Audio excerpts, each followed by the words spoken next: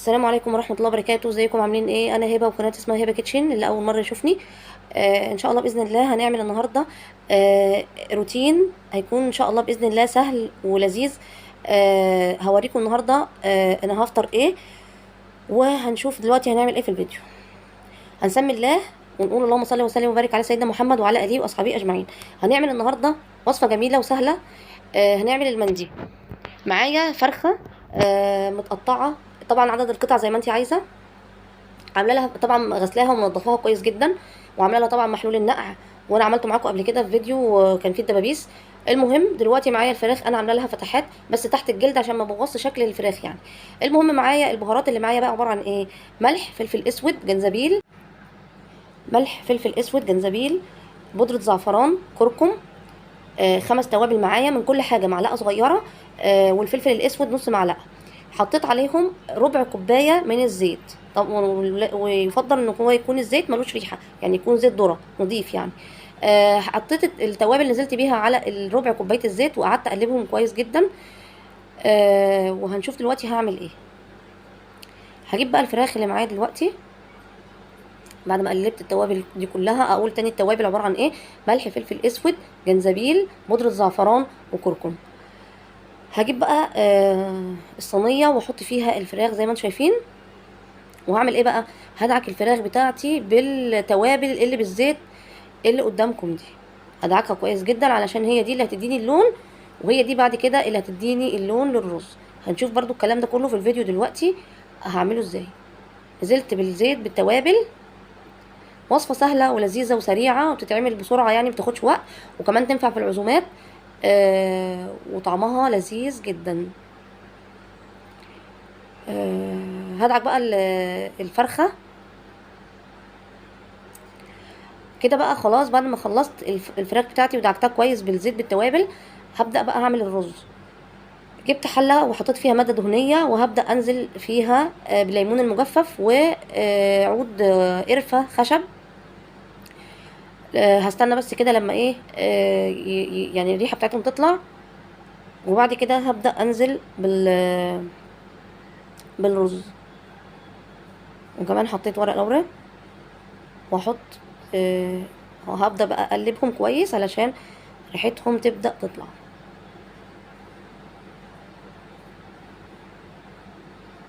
هبدأ بقى انزل بالرز معايا انا. هو يعني الوصفة بتتعمل برز بسمتي، بس انا اشتغلت برز مصري وعادي ما فيش مشكلة.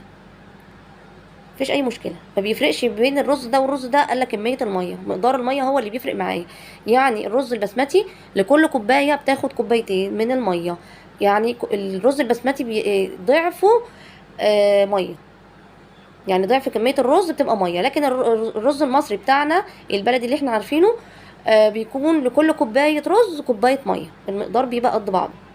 هنا نزلت بالرز وحطيت كمان الملح بظبطه، وكمان حطيت فلفل اسود نص معلقه صغيره. وهبدا اقلب بقى كل الكميه الرز دي، هقلبه كويس وافلفله كاني بعمل رز عادي، يعني مفيش اي مشكله.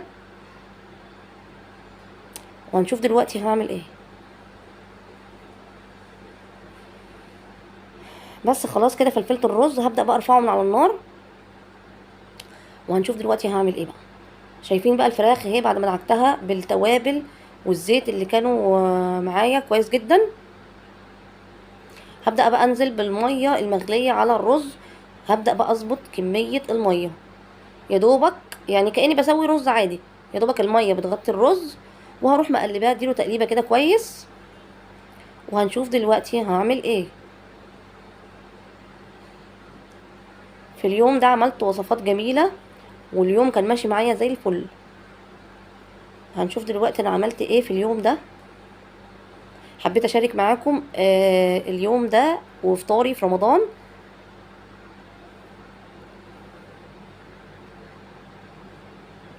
هبدأ بقى اجيب فويل الطعام، وهبدأ بقى اغلف الحلة بالفويل علشان هي دي اللي هتحافظ لي على كمية البخار علشان هيستوي عليها الرز. طبعا احنا عارفين ان الفويل ده حراري، بيحافظ على كمية البخار، مش بيخليها تطلع لي من الجوانب. غلفت الحلة كويس جدا بورق الفويل. ولفيت كمان ايد الحله علشان الايد ما تبص معايا لما ادخلها الفرن. انا مرضتش اسويه في بايركس، يعني استسهلت حطيت في الحله عادي ولفيت الايدين بتاعتها علشان ما تبص، لفيتها بالورق الفويل زي ما انتم شايفين كده، بلف الايد علشان ما تتحرقش يعني معايا في الفرن اهو. هبدا بقى كمان هعمل ايه، هجيب ورق زبده، وهبدا كمان ان انا هغلف بيه فوق ورق الفويل.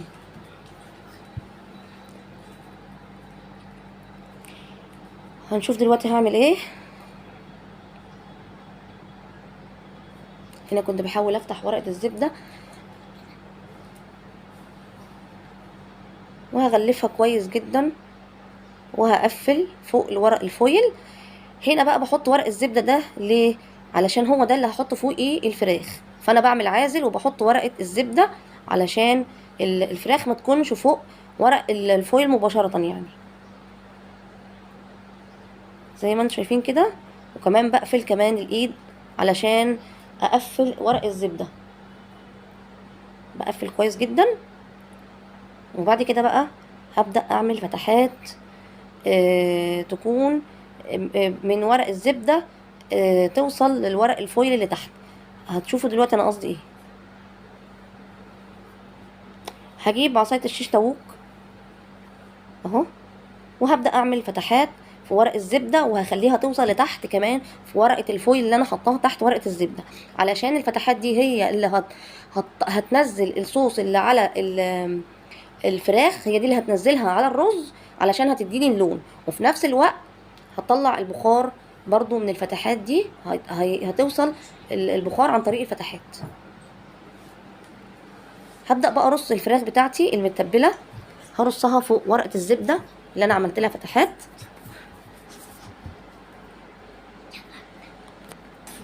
هرصها جنب بعض،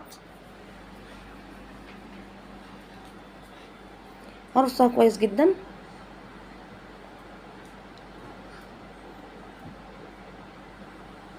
وهبدأ بقى انزل بكل الصوص المتبقي معايا ده في الصينية، هنزل بيه طبعا مش هرميه، هوزعه كويس علشان هو ده اللي هينزل من الفتحات على الرز، وهو ده اللي هيديني لون الرز اللي هتشوفوه في اخر الفيديو. هبدأ بقى اقفل فوق الكلام ده كله بورق فويل تاني علشان احافظ على البخار، علشان اضمن ان الفراخ تستوي معايا كويس. وبعد كده هدخل بيها على الفرن. هنشوف دلوقتي بقفل كويس جدا ورق الفويل عشان احافظ على كمية البخار، وهبدأ بقى ادخل بيها على الفرن. قفلت الحلة بتاعتي كويس وحافظت على ايدي، لفتها كويس بورق الفويل. هبدأ بقى ادخل بيها على الفرن، وهنشوف دلوقتي. طبعا دي هتدخل الفرن على درجة حرارة 200 وهتقعد ساعة. هنا بوريكم انا ظابطه الفرن على ايه، ظبطاه على 200 اهو، 200 مشغله الشوايه اللي تحت بس مع المروحه، وظبطت على ساعه علشان تكون الفراخ استوت معايا. طبعا هنا بعد ما دخلت طبعا الفراخ بالرز الفرن، هبدا بقى انا هعمل ايه، هعمل الخشاف. هبدا اكسب وقت اشتغل في الخشاف. هنا اشتغل في التمر، وبعد ما خلصت التمر هجيب كده، خلصت التمر وبدأت في المشمشية. هبدأ برضو ان انا اقطعها وهنزل بيها برضو على التمر. تقدري تشتغلي بالموجود يعني عندك، مش لازم تحطي كل الحاجات اللي انا حطيتها دي.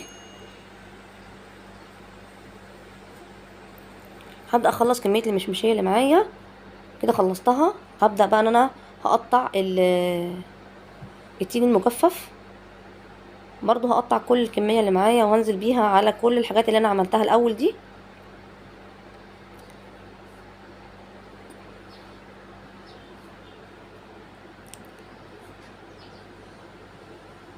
وبعد كده بقى هبدأ انزل عليه بمية سخنة شوية، علشان كنت انا في الوقت ده كان الوقت بدأ ان هو يبقى متأخر شوية، فكنت عايزة الحق الخشاف يطرى شوية معايا علشان ما يبقاش ناشف. طبعا هنا انا بكسب وقت، بعمل الحاجات اللي بتاخد وقت اكتر هي دي اللي انا عملتها الاول. يعني انا عملت الفراخ والرز الاول، عملت المندي ودخلته الفرن لان ده هياخد مده اطول، فاشتغلت فيه هو الاول. وبعد ما خلصته بدات في الخشاف لان ده هياخد وقت اقل طبعا. وبعد كده هنشوف دلوقتي انا هعمل ايه برضو. كده بدات في القراصيه، هبدا برضو ان انا اطلع منها النوى وهحطها على الحاجات دي كلها. كده خلاص خلصت كل الحاجات اللي معايا، مش متبقي معايا الا الزبيب. هبدا برضو انزل بيه على الحاجات الجميله اللي انا لسه مقطعاها دلوقتي. وهبدا بقى ان انا هجيب ميه، يعني هحط فيها حبه سخنين علشان الحاجات تطرى. كده كمان معايا قطعه قمر الدين، بيديله طعم رهيب، بيكون روعه. هي حته صغيره يعني مش كبيره. هبدا برضو ان انا اقطعها قطع صغيره علشان تدوب بسرعه، وهنزل بيها على كل الكلام ده كله. هجيب دلوقتي طبعا الميه السخنه. آه هنشوف دلوقتي.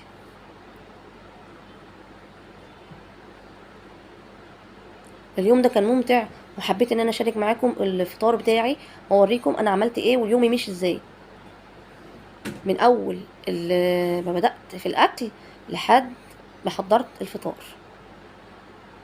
كده جبت ميه سخنه طبعا من الكتل، بس ما كانش ينفع ان انا احط ميه سخنه بتغلي بس، لان كانت طبعا يعني شفشه معايا هيسيح اكيد طبعا. فحطيت حبه سخنين وزودت عليهم حبه باردين على اساس الدنيا يعني تبقى مظبوطه معايا. كده بقى ركنته، وهحط كمان سكر. كده غطيته،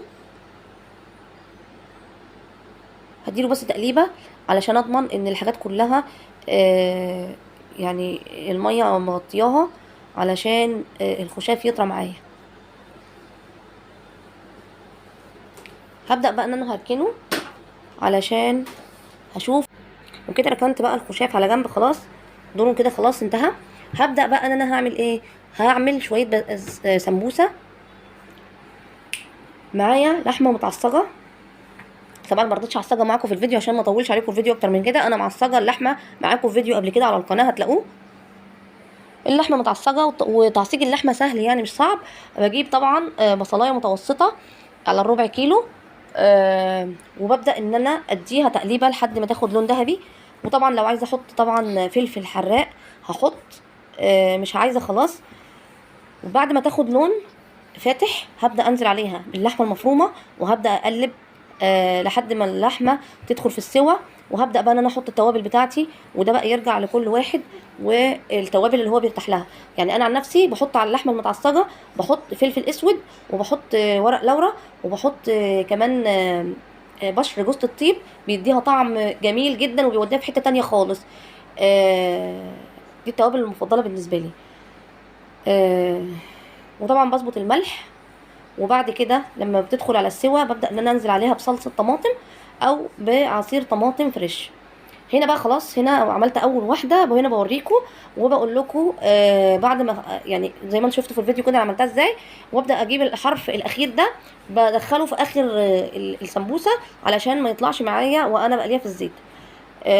بس انا مش هسيبها لكده. انا هنا بوريكم ان انتم ممكن تعملوها كده وممكن تعملوها بطريقه تانية. يعني انا عن نفسي بفضل الطريقه التانية اللي انا هوريها لكم دلوقتي. انا دلوقتي هنا في الفيديو كنت بقول لكم ايه، تقدروا ان انتم تعملوها كده، وتقدروا ان انتم تعملوا لها عجينه دقيق ميه، بس ما تكونش طبعا سايله، تكون تقيله شويه لحد ما علشان تثبت معايا ورقه السمبوسه. وهتشوفوا دلوقتي في الفيديو انا قصدي ايه. هنا عملت تاني واحده هي بعملها معاكم علشان تشوفوها كويس، لان في ناس ما بتعرف تلف السمبوسه.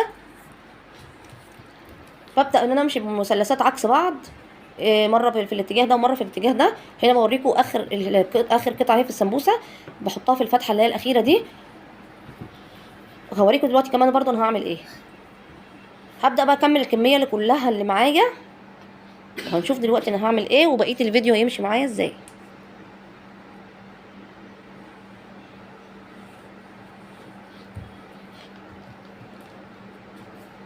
وكمان بحط على اللحمه المفرومه المتعصجه بحط عليها حبهان مطحون، بيديها طعم جميل جدا. هنا بقى بوريكم ان انا طبعا مش هسيبها كده، انا هعمل الحاجه المضمونه ان انا طبعا جربتها وماشيه عليها، وهي دي طبعا الطريقه اللي مريحاني على طول، وبضمن فيها ان السمبوسه ما تفكش معايا وانا بقليها في الزيت.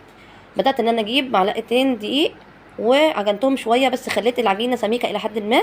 وابدا بقى ان انا الزق الطرف زي ما انتم شايفين كده. ده طبعا بيكون يعني اضمن لي انا ببقى مرتاحه، ان ببقى ضامنه ان هي مش هتتفتح معايا في الزيت وانا بقليها. طبعا مش بقليها على نار عاليه، يعني انا ببقى مسخنه الزيت وبعد كده بخلي النار متوسطه، ما بيبقاش النار عاليه، علشان يعني مش تاخد لون من بره وتبقى احس ان هي نيه من جوه. طبعا بخلي النار متوسطه على اساس ان هي تديني القرمشه اللي انا عاوزاها وتكون كريسبي. اهو الزيت اهو انا ولعت عليه كده، كنت مسخنه الزيت وهبدا انزل فيه بالسمبوسه. مش مخليه النار عاليه زي ما قلت لكم، مخليه النار متوسطه. وكده عملت تاني حاجه معايا تبقى جميله جدا جنب الاكل، تبقى حلوه على السفره، وبالاخص في رمضان، سفره رمضان. هنا كمان كنت عملت السلطه، كنت عملت شويه سلطه جمال جدا وحطيت عليها سماق بيديها طعم لذيذ. هنا كنت خلاص خرجت المندي من الفرن، وهنا بوريكم. وهنا خلاص طلعت السمبوسه، وخلاص انا بدات ان انا انظم السفره بتاعتي، لان خلاص كان الاذان خلاص قرب.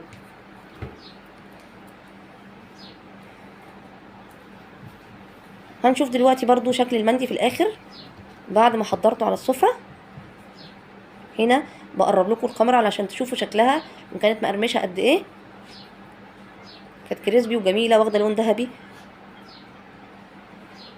وهنا المندي بتاعي اهو بعد ما بدات ان انا اظبط السفره بتاعتي. وهنا خلاص حطيت الخشاف، ودي السلطه، وادي الخشاف اهو.